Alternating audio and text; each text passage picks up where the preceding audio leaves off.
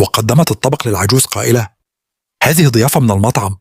لمعت عينا الرجل امتنانا وبدأ يأكل ببطء وكأنه يتذوق الدفء قبل الطعام. لكن قبل أن تنصرف ليلى لمحها مدير المطعم.